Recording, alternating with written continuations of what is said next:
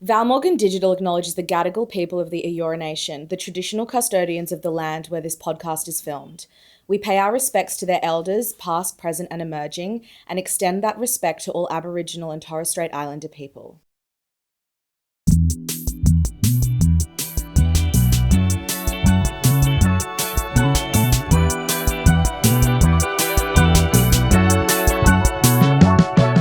If you've just been floating and coasting along, like that's kind of on you. You've got a manager. As a manager, I'd be thinking, are you a bit of a lazy employee? Yeah. You've clocked into office hours with work besties Sohan and Hameda, helping you survive and thrive between 9 and 5. We believe in work and play, so get ready to crush your career and live your best life. Today is a very exciting episode. I've been so nervous for this one. Yeah. So we're talking about horrible bosses, and Sohan had the bright idea to invite our boss, because we're not on the same team, but we have the same manager. Yeah. To come on as our guest to give us some wisdom. Yeah, and it was actually honestly selfishly just wanting to grill her for advice. This is so true, because now we Yeah. can just model ourselves after everything that she said. Yeah. And you guys should too. Because she has a lot of wisdom. We learned so much in this episode, and we hope you guys do as well. Yes. But yeah, without further ado, let's get into it. Today we're here to talk about horrible bosses with our boss. Yeah. Hello. This is brave of us, actually. I know. Well, let's introduce Mandy. So Amanda Bardas is an award-winning publisher at Val Morgan Digital. Ooh. In her role, she oversees the local editions of global brands, including BuzzFeed, Pop Sugar, and Lad Bible. Her media career began 15 years ago working in fashion mags before shifting her focus to digital. She's led high-performing teams through launches, acquisitions, and mergers while navigating an ever-changing media landscape. But the most impressive part is she's not let work become her entire personality. Outside the office, she's a mum, a wife, a friend. She runs, she practices Pilates, she makes cocktails and pasta, and she travels to Greece as much as she can. And she's co-founded a basics brand with her best friend as a creative outlet. Shout out Creme. Welcome, Mandy. Thank you for having me. Oh, I'm so What an excited honor. for this. I've been wanting to know everything about the background that you have, because that's basically where I wanted to go when I was a child, thinking of what I wanted to do in the future, except now it kind of doesn't exist the same way that it used to. But I feel like you would have been there at the prime time. Yes, I did get to have a bit of that prime time. I think the very ends of that prime time media era. Yeah. Well, we have a question for you to tell kick me. things off. What's one misconception people often have about your industry or role? That it's very glamorous and that it's full of perks and surprises and trips and presents and all of that wonderful stuff, where I guess at times it has been and it can be, but it's certainly not the reality of the everyday. The reality of the everyday is spreadsheets, numbers. We love a So true. spreadsheet. We love a You spreadsheet. love a I spreadsheet. love a spreadsheet. It's spreadsheets, it's numbers, it's data, it's figuring out creative solutions and how to solve problems. Love that. One big problem for a lot of people in the workforce, well, hopefully not a lot actually, is horrible bosses. Now, you are our manager, which is amazing. You've managed teams for years. What would you say is one trait that makes someone a dream direct report? Good question. Someone who takes initiative, ownership, comes to you with solutions, not just problems. I mean, I love to sit down and solve a problem together, but it's always great if someone comes with a starting point and has considered what the solution or outcome could be, and then we can get there together. I find it quite draining if someone just comes to you constantly with problems and hiccups and roadblocks, but hasn't sat down for 10 minutes first to think what can we actually do to resolve this or move forward. And how would you rate us as direct? No, I'm just kidding. Do we just play this Absolute straight? golden stars all around. We just got Mandy in here to validate us. Literally, this whole thing is just you praising I us as think people. that I do that all the time. You do. That's why we felt like we could invite you on. Of course. Exactly. You've led high-performing teams through some pretty intense changes. Launches, acquisitions, mergers. What did you learn about leading people through change that might help someone struggling under a bad boss? Okay. What I understand from working in this industry for 15 years, and I think across all industries, is the only constant is change. So you have to always be willing to accept that there will be change within business. It's never personal, it's only business. What you can do to navigate that change as an individual and an employee is be open to what the opportunity could look like on the other side. So while it might feel scary or uncertain, there's always going to be an opportunity on the other side of the door. And it might not be clear what that is when you're going through it, and it can be very scary and overwhelming. But when we are going through these times of change, what I like to do with my team is just try and keep as calm and consistent as possible, and keep the messaging consistent and be that kind of positive light and reinforcement that everything's going to be fine. We're going to get through it. There might be some changes, but I'll always work to support everyone individually. And that's the other thing that I've come to notice is some people need more support through these changes. Other people are very much like, hey, I clock on, clock off, and I don't care what happens at work. It's just work. But other people do feel like they take it more personally. And as a manager, I make sure that I give those people the individual support that they need. And knowing that as a manager, every person is different. So they do require something different from you. And the level of communication some people might need might be more. So I always make sure that I acknowledge that that person might need additional support, and how do we help them through those times. I love that. Nice. So real. Like Yes. change can be really scary. Like, Yeah. but then, I think that's something I've learned as well is just what's the opportunity. We literally said this in the previous episode. Yeah, It's like, find the opportunity. Find the Yeah. opportunity. Even though I yeah. have a very like chaos mindset, Yeah. like I'm going through the worst possible case scenario in every time there's a change, but that's all internal. And then I'm Yeah. like, oh, okay. Like at the end of the day, when you think about the worst case scenario and realize that it's not actually that terrible, you kind of get over it and Yeah. like push through. I think the other thing that I do is I always provide as much context as possible. So I've worked in businesses in the past where decisions are made or change happens where the team are left scratching their heads and wondering, like, this doesn't make sense. Why is this happening? So my goal is to always provide as much context as possible so the team go, okay, A, B, and C has happened, which means that this is now what like the way forward or what's changed and why it's changed. And I feel like once you provide that context, the team have a much clearer understanding of why things are happening. So 100%. I think like, my thing that I always try and share with the team, and I often say this to you, everything I say is like, okay, for context, A, B, C. And then the conversation always ends with me being like, thank you so much for that context because now I understand what's going on. Have you ever had to implement change without yourself knowing the reason? Or have you always been because I aggressive? always say, why is this happening? Help me understand why, so then I can be the best kind of leader for the team with that context and knowledge and background. I think it's really hard to lead blindly. 100%. Yeah. Okay, so looking back at your early career in fashion mags, did you ever encounter a boss who made your life harder, and how did you deal with it then, and what would you do differently now? I don't think made my life harder because my friends always say this, I don't really have many emotions. So I don't let things really get to me. Yeah. So I think I'm very black and white in that I can go, this is just work, this is business, they're busy, they're asking me to do this because they've got kind of pressure coming from above. Yeah.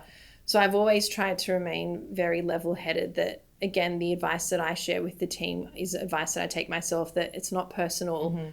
There's always pressure coming from above. So if you're being asked to do something that's kind of outside of your normal remit, which if I think back to my early career, that would only be the only thing that I can think of that might have been not a horrible boss, but maybe things where I've been asked to do something where I might not have really understood why I was being asked to do that. But I always have that thought in the back of my mind where they're feeling pressure from above, and so they're delegating something that might not be within my remit, but I get why it's happening. So I'm just going to smile and do it. Yes. Love it. Yeah. One of your golden rules is you're responsible for your own career growth. What does that look like in practice if you've got a boss that isn't supportive? Managing up. So making your work very visible, being clear on what your goals are, promoting your own work. Like LinkedIn is the best channel to promote your own work. I know it's a bit cringe and eye roll. No, I need to get more on LinkedIn. I'm just like, oh my God, another social media. I know. Like, It is another thing to do, but also it doesn't have to be LinkedIn. Like you Yeah. can shout about your work and elevate your profile on TikTok, on Instagram. Like obviously I don't need to talk to you guys about it. It's what we do every day. But when you do hold the keys to your own career, and if you do have a boss that might be preventing you from elevating your career and giving you that guidance of what the next step looks like, you can help shape and create that next step. So figuring out, where do I want my career to go? What are the skills that I need to get there? Can I get those skills internally? What does that look like? Can I request additional internal training? If the dream role that you see for yourself isn't within your business that you're in, use the time within that business to collect as many of those skills as possible, and have a clear path of what you need to do to get to where you want to be. And one thing that I've done in the past is, obviously it's so clear now to see have access to people. So if there is someone whose career you admire, like DM them. Yeah. What did you do to get there? What can I learn from you? What resources did you use? Like, what advice do you have? Everyone is so open these days. So I think now versus 15 years ago when I first started in this industry, it's a completely different landscape where I think at the start of my career, Instagram hadn't even launched. I mean, I launched the Instagram page for a couple of titles when I first started because it was brand new, and I had to pitch to my boss, hey, can we start an Instagram page? And they were like, no, why? We're a print mag. It's like, so we can show the behind the scenes of like the fashion cupboard and what we do. And it's wild to think that now that is like businesses exist only on Instagram and you can have all this access to people. So which is kind of like what happened with us and the younger people with TikTok, because it didn't exist when we first started, and then now it's such an integral part of everything that we do. I remember that. Yeah, our team launched BuzzFeed's TikTok, and I remember at first I was like, what is this random? I was like, we don't need this to random do this. music app. Yeah. It was pre-COVID, which is what we know, boosted TikTok so much. But we genuinely were like, why do we need this like dupe of Vine that like is gonna just die again? And now it's like huge, which we love. Yeah. Yes. So what are some practical things that you've done to nurture relationships with bosses or colleagues, good or bad, that's helped your career long term? One thing that I do when I'm in a room, say you're like mingling for work drinks, or it's like the office birthday cake, or that any kind of vibe where you're in an opportunity to be in a room with more senior people, I will often figure out like, how can I gravitate more towards those senior people in the room, make myself known, have a conversation, show that I'm valuable, network, and find that person in the room that's going to potentially help elevate me one day, or speak for me in a room when I might not be present, but they might like sing my praises if I've made some of my work that I've produced visible to them. Yeah. Yeah, we'll always find those people and then continuously nurture those relationships. So I love that. how can I support their work? How can I make my work visible to them? Yeah. I love that. That's such a good tip as well. Like when you're, office birthday cake, or you're just in a room with people, because it's so easy to just stay with the people that you feel comfortable with. Exactly. And like, that's your safe space. You don't really want to but it's a challenge, but it's such a good tip to or even like moving around into different teams. So something that I learned early in my career was we had in one of my previous roles, the teams were very siloed in the office, and it was like this publication sat here, this one sat here, finance sat there, like operations sat here. So my boss told me, like, make a point of mingling amongst, like, it's a small business, make a point of mingling amongst the team, so we don't just sit in our pods when we're doing like team drinks or whatever. So not always managing up, but also just integrating amongst like the other people within the business who might not be in your team. I love that. That's you never know like what relationship will form, how will that open a door in the future, where do people move around, and it is a small industry, no matter what industry you're in. 100%. You've managed not to let work become your whole personality, which is rare in media. Very true. Was there ever a time in your career when you didn't have that balance, and what changed? Yes. Okay. Tell us about it. 100% my work was my entire life. For a very long time, it was my absolute everything, and it did become my entire personality. And I found reasons to go above and beyond all the time, which might be why I have I am happy with where my career is at, and it could be because I put in all that additional work at the early, in those early days of my career. But I was like working until 10 p.m. every night, like just doing those crazy hours, always doing, making everything that I did about my work. And things changed at the drop of a hat, like redundancy, boom, like merger, gone. Like, things change all the time, and I realized how fragile it is when you're not kind of running your own business, but you're working for someone else. And I'd also seen so many of my friends go through redundancies and things like that. And I just realized, okay, this is just work. What happens in the other, I'm so bad at math, how many hours of the day before I go to sleep? Like, do I want this to be my whole life, or do I want it to just be this part of my life? So if something does happen and I do get made redundant, that's just one part of my life. I still have my passions, my hobbies, everything else. And I also think it's boring when you go to a party or you catch up with friends and they're like, what have you been up to? And you're like, work. Oh, so true. Literally Like, me. and what else? Like, what else are you doing? I find that so boring. And and even a lot of my best friend is someone that I met through work. And what I think is quite amazing is we've been best friends for 15 years. We met at the very start of our careers. We never talk about work. We work in the same industry. We worked together for about 10 years. We never, ever talk about work. And so I think that has been key to us being such good friends for so long, where we've got so much outside of what happens between our 9 to 5. I love that. Yeah. What like initial steps did you take when you realized like, I can't let this be my whole life? Like, did you just be like, okay, I'm going to start like going for dinners with my I think my friends husband said to me, you're really boring. All you do is talk about work. And I was like, Yeah. And so it was just a bit of a slap in the face realization. And so I was like, okay, I need to get myself some hobbies. And I think I literally wrote like a goals list, get hobbies. Yeah. Get hobbies. And like do things other than talk about work and work. And I love that. Should we get into some of these horrible boss dilemmas to get your yes, take on? go on. Subject line, impossible targets. Fun one to deal with. My worst boss called themselves the managing editor, but you'd be hard pressed to see them ever manage or edit. Instead, they would use their role to attend lunches and interview people they liked while pressuring the 2 writers in the entire company who wrote the content for 4 websites to work harder for 2.5 years. When I was failing to hit targets, my boss told me to start posting on Reddit, LinkedIn, and other socials instead of giving me actual help. I had to write 10 articles a day to hit impossible targets, and if I ever wrote 9 or 8, my boss would keep track. Near the end of the month, she would say, you have 28 due by the end of this week on top of your normal expectations. It was hell, but hey, the office had a ball pit. Makes everything better, right? The office had what? A ball pit? A ball pit.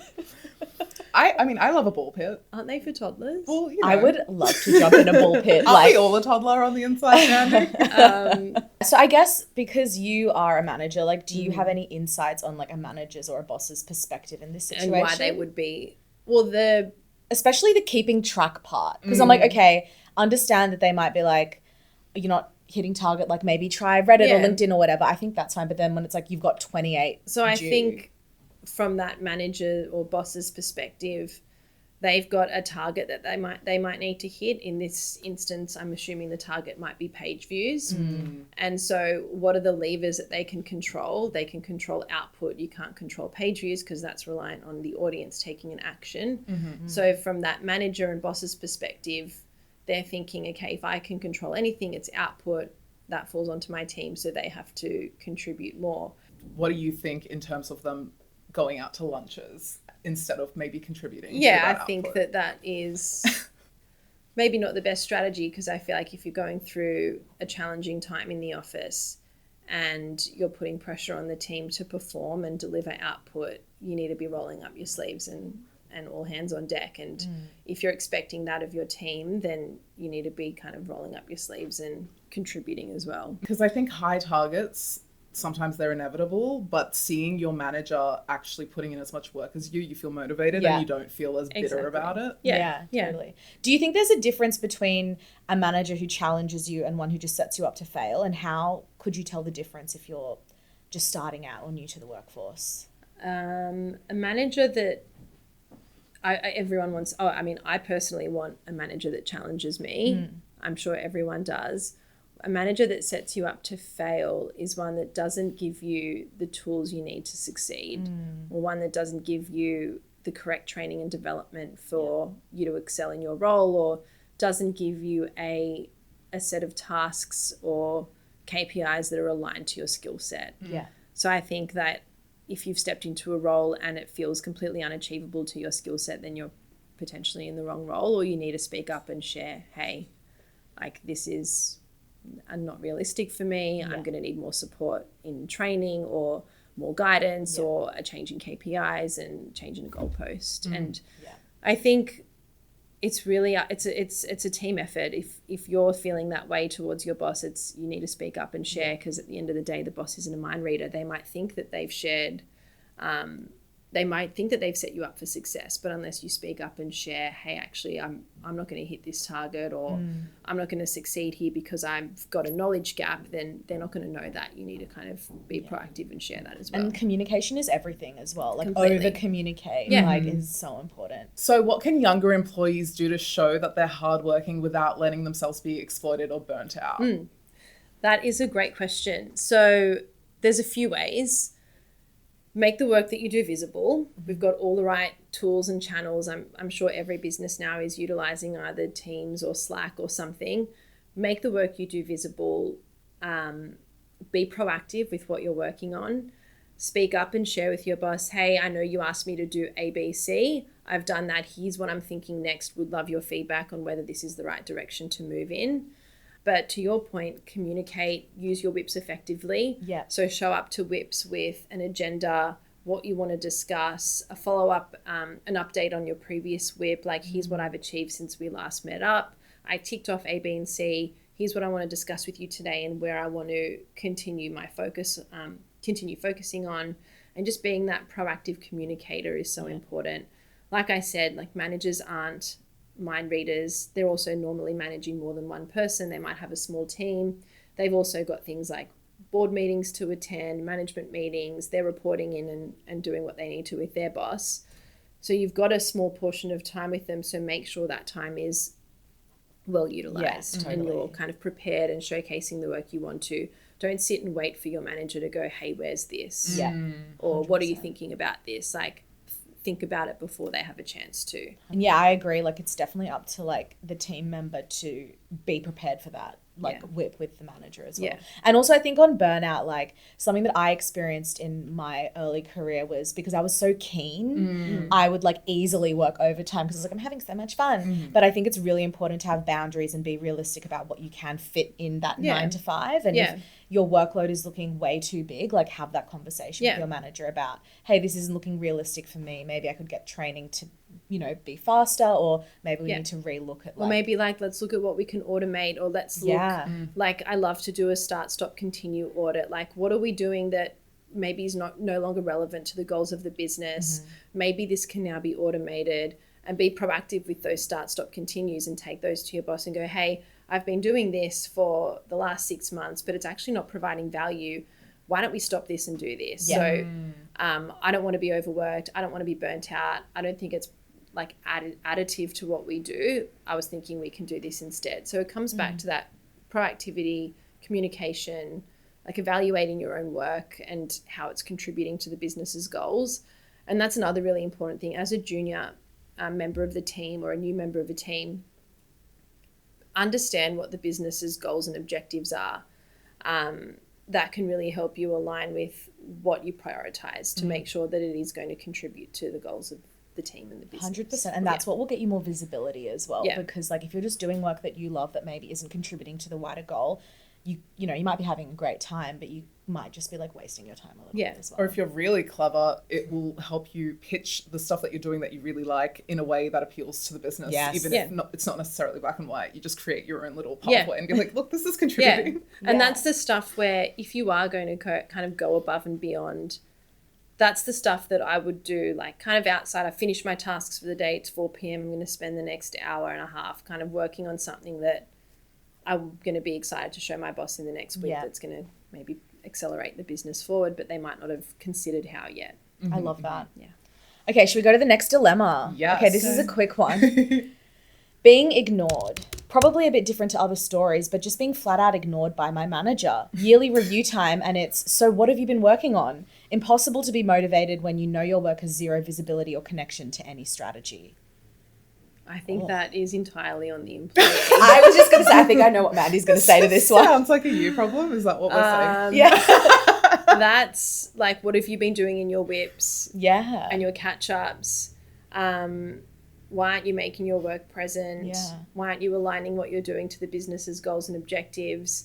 If you've just been floating and coasting along, like, that's kind of on you. You've got to manage up, is my view. Do you think in this scenario the manager has noticed that they're not really showing initiative and it's just like, I'm just going to wait until they do something, and that's why it seems like they're ignoring them? Because that's what I would do.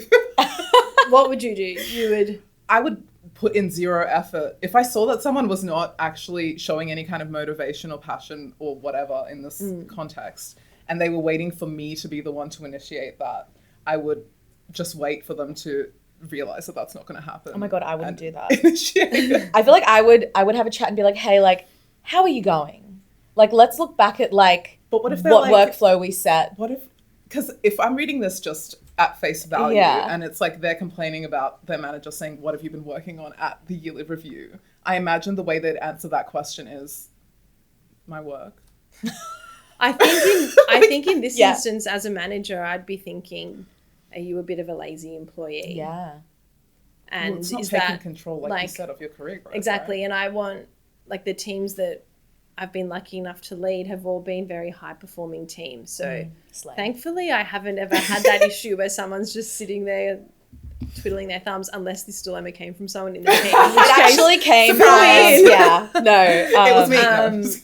No, I think that, again, that's on the employee. Yeah, fair. Subject line, boss from actual hell. So strap in. Bloke joined as our new department manager.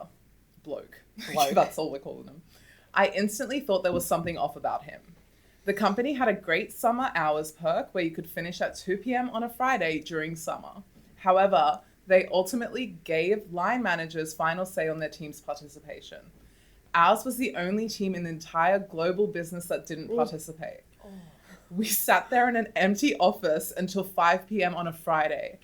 The kicker was our client base were tradies and commercial places that all left at 1 p.m. on a Friday. I reckon the phone rang once after lunch on a Friday in the 4 years that I worked there. He refused to discuss it and only responded with, my team operate 9 to 5. Same bloke got to the office at 5 a.m. and left at 10 p.m. What? We have no clue what he did all day in his little separate office room. He also announced that working from home was millennial nonsense. This feels like a Yeah. lie. This is a troll. There's no way. That sounds terrible. Sounds awful. Imagine being like the only team in an office on a Friday. I'd get the wines out. I'd be like, guys, Yeah, bring the let's- drink trolley out. Yeah, hey, like cheese board. That's the only reason to stay. Yeah. After I think 2 p.m. on a Friday. If it was a company policy that came from like HR and it was like, this is a company-wide initiative, everyone gets to finish at 2 p.m. on a Friday, and that was being not acknowledged by that boss, and you've had that conversation with them and tried to understand why, I would maybe then go to the people and culture team and raise it as a question and say, I understand that this is a company policy, but is there a reason why our team is not being included in that?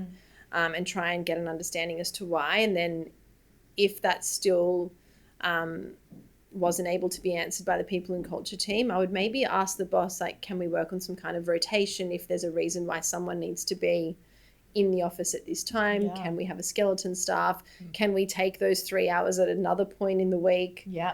on a rotation? Like, how can we get that time back if it's a perk afforded to everyone else but our team? Yeah. I also love how you phrase the question like, is there a reason why our team is not getting this perk, instead of being like complaining to the like HR team? It's like, I just want to understand why. And like, I think also in situations like this, like asking for clarification gets you a lot further than For sure. complaining about Yeah. something. I did have a manager that was very kind of eye-opening and helpful by helping me understand how to phrase questions. So especially when managing people, rather than saying, you're not doing this, Yeah. just rephrasing it as, can you help me understand why you were unable to meet this deadline, versus you didn't hit this deadline, because you're always going to get, there's 90% of the reason, that like 90% of the time there is a reason. And it might be, I didn't know how to solve the problem. I ran out of time. My plate was full with 10 other deadlines. Yeah. So you're always going to have a better outcome and relationship with that team member if you're just phrasing your questions in a different way. So help me understand, or what were you thinking when? Yeah.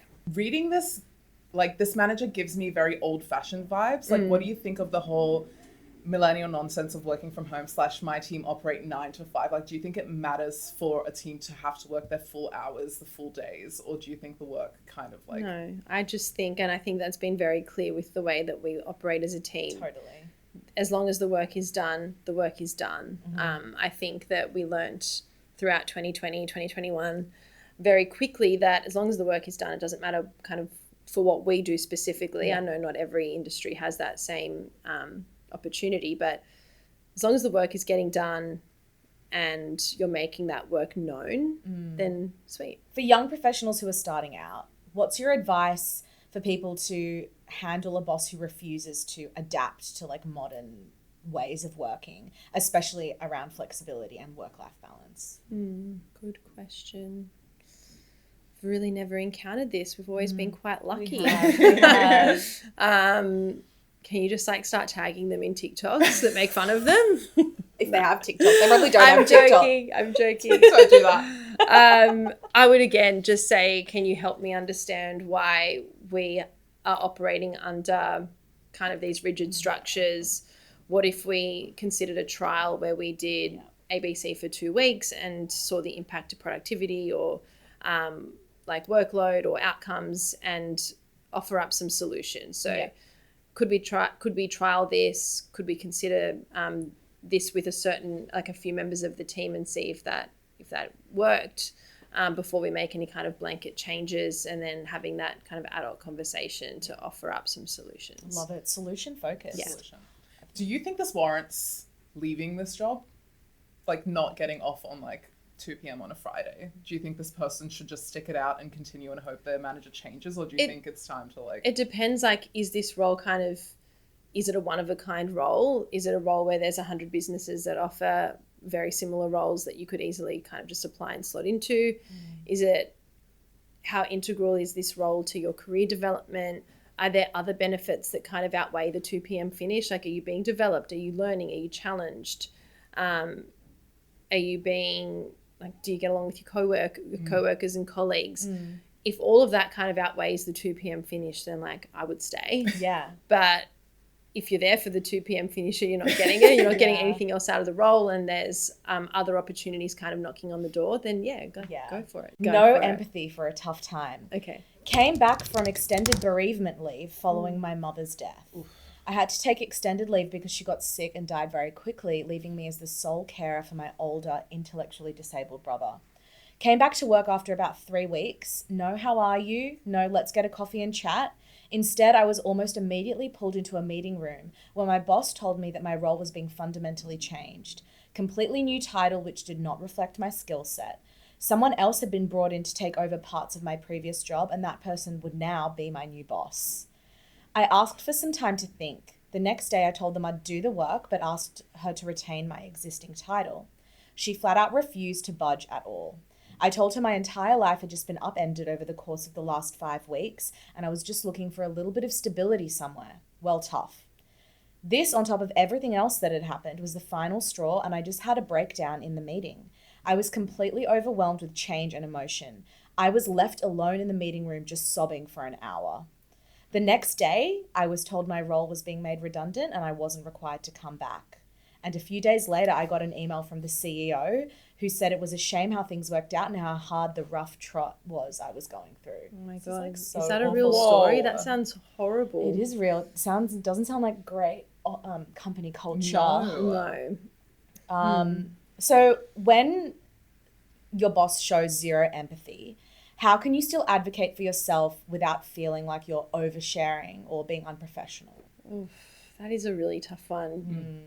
It's hard to know in this instance what was in motion prior to that family tragedy.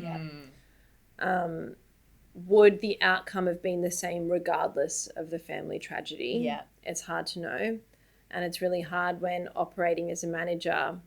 Obviously, you want to take people's personal life into account. At the end of the day, we don't have full context as to what kind of structural changes were already underway, and this timing is very unfortunate. But me personally as a manager, I do feel a duty of care to support my team and offer them support, and I would have definitely been a lot more considerate in terms of timing and been more considerate to kind of think about what does that transition period look like if that's the inevitable outcome. But it's a challenging one because the role was changed but then made redundant the next day. So it's really hard to know what the thinking was there. It sounds, And the other person coming in and then becoming this person's boss.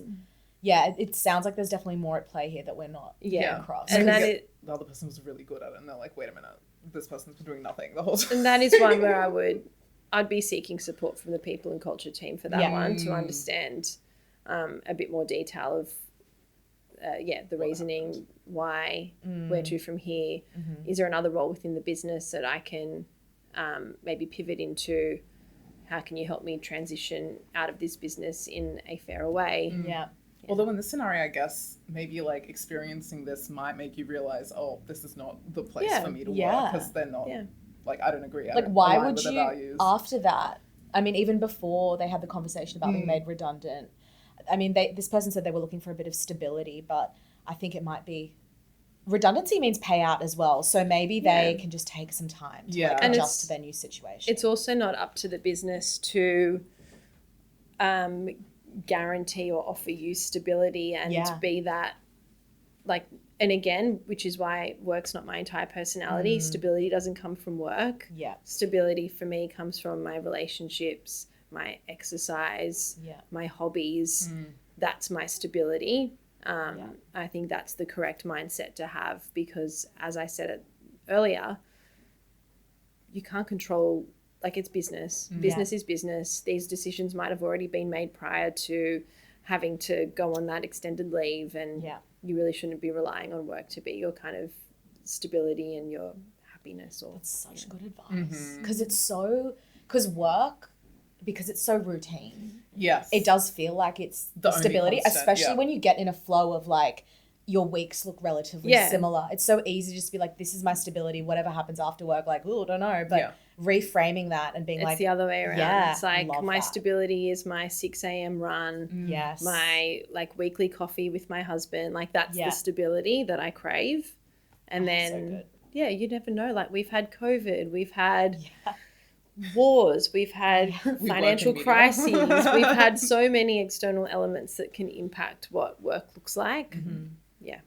Thank you so much for joining us, Mandy. Oh my God, thanks for having me. I feel like I've learned so much from this chat. Us so many golden nuggets. It's been helpful. Oh my gosh. Okay. Immediately helpful. Well, thank you for having me. I'm so excited to listen to all the episodes to come. Amazing. I've had a sneak peek and I know they're really good. Can't wait to have you back on. Okay, I know. Let's do it. Office Hours with Sohan and Hameda is a Val Morgan Digital production and part of the BuzzFeed Australia network.